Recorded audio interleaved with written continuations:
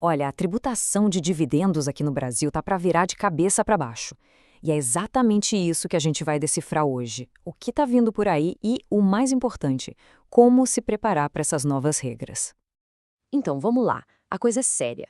O jeito que os dividendos são tratados no Brasil hoje vai mudar, e vai mudar para valer.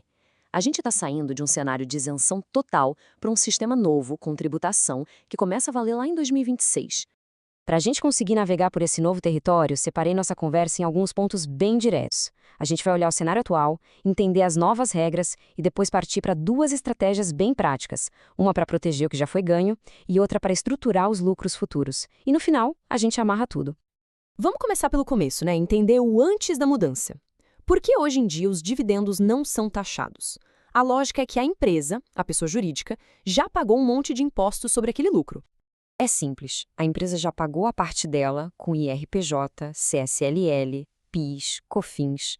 Então, tributar de novo na hora de distribuir para o sócio seria uma bitributação, certo? Pois é. Esse princípio, que sempre foi a base de tudo, está com os dias contados. A partir de 1º de janeiro de 2026, as novas regras trazem exatamente isso, uma segunda mordida do leão, agora na pessoa física.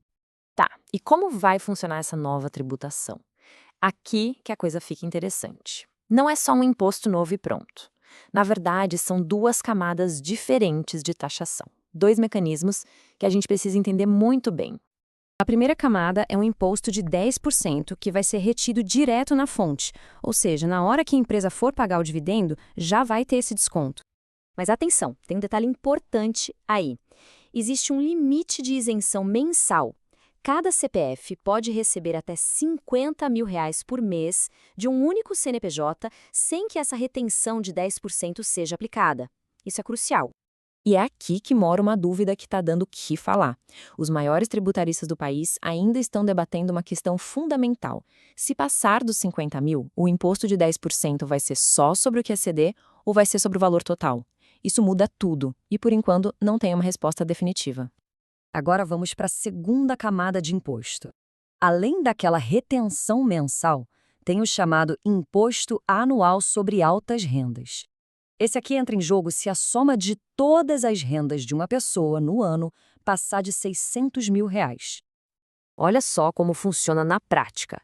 Quem ganhar até 600 mil no ano está isento desse imposto. Passou disso, entre 600 mil e 1.200.000, a alíquota é progressiva. E para quem ganhar acima de 1.200.000, aí a alíquota é fixa, de 10%. E o ponto-chave aqui, pessoal, é que esse cálculo anual é um verdadeiro pacotão. Ele soma tudo: salário, aluguel, prolabore, ganhos com investimentos e, o mais importante, entram na conta até aqueles dividendos que ficaram isentos lá na regra mensal dos 50 mil. É uma soma geral mesmo. Por outro lado, a lei deixou algumas coisas de fora dessa conta. Investimentos como CRAs, CRIs, LCAs, LCIs, FIAGROS, fundos imobiliários e a boa e velha poupança não entram nesse bolo. E isso, claro, já abre uma janela para pensar em planejamento estratégico. Ok, agora que a gente já entendeu as novas regras do jogo, vamos para a parte prática, o que fazer. A nossa primeira missão, o primeiro passo estratégico, é blindar os lucros que a empresa já acumulou até agora. E para fazer isso, existe uma ferramenta jurídica que o pessoal do mercado apelidou de ata mágica. O nome técnico é Ata de Antecipação de Lucros Acumulados. É basicamente um documento que carimba todos os lucros que a empresa juntou até 31 de dezembro de 2025, dizendo: isso aqui pertence à regra antiga de isenção, não importa quando for pago. E como se faz isso? O processo é até que simples, mas tem que ser feito com muito cuidado. Primeiro calcula-se todo o lucro acumulado no balanço até o fim de 2025. Depois se prepara uma ata oficial da empresa, registrando esse valor e destinando ele para distribuição futura. Aí é só registrar essa ata na junta comercial. O legal é que dá até para definir um cronograma de pagamento, por exemplo, em 60 meses, mesmo que a empresa não tenha todo aquele caixa na hora. Beleza, protejamos o passado. E o futuro, como fica? A nossa segunda missão estratégica é justamente essa: criar uma estrutura inteligente para os lucros que ainda vão ser gerados. E aqui a gente fala de uma ferramenta um pouco mais sofisticada, mas muito, muito poderosa. A estrela dessa estratégia é a chamada holding patrimonial. E o pulo do gato aqui é entender uma coisa. A nova lei tributa o dividendo que sai de um CNPJ, a empresa, e vai para um CPF, a pessoa física. O pagamento de um CNPJ para outro CNPJ, esse continua isento. E é aí que a holding entra. Pensa no caminho normal, sem planejamento.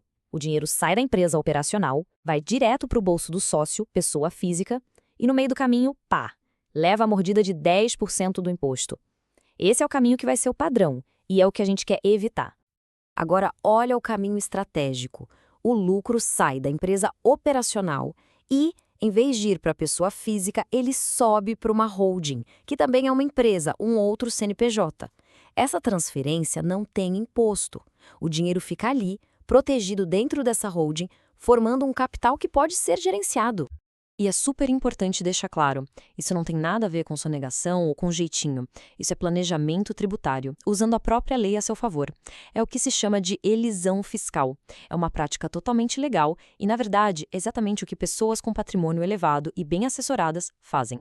Certo, o dinheiro está na holding. E agora? A partir daí, a gente tem algumas subestratégias. A primeira e mais óbvia é a distribuição controlada.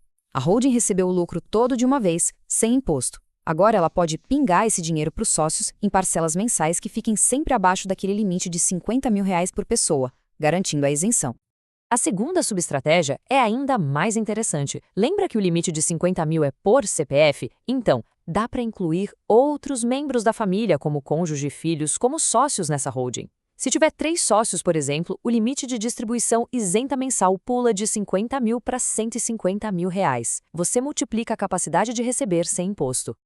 E a terceira, que talvez seja a mais poderosa de todas, é usar a holding como um cofre de reinvestimento.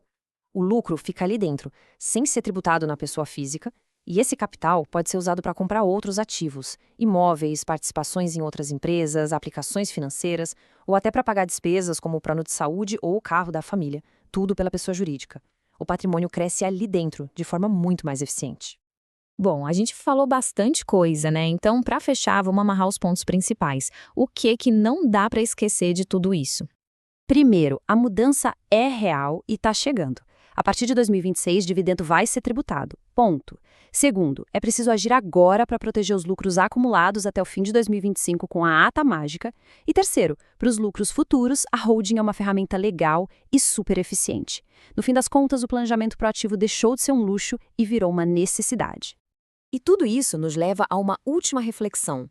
Num cenário econômico que fica cada vez mais complexo, será que a educação financeira, essa capacidade de entender as regras e agir, não se tornou o ativo mais valioso de todos? Fica aí a pergunta.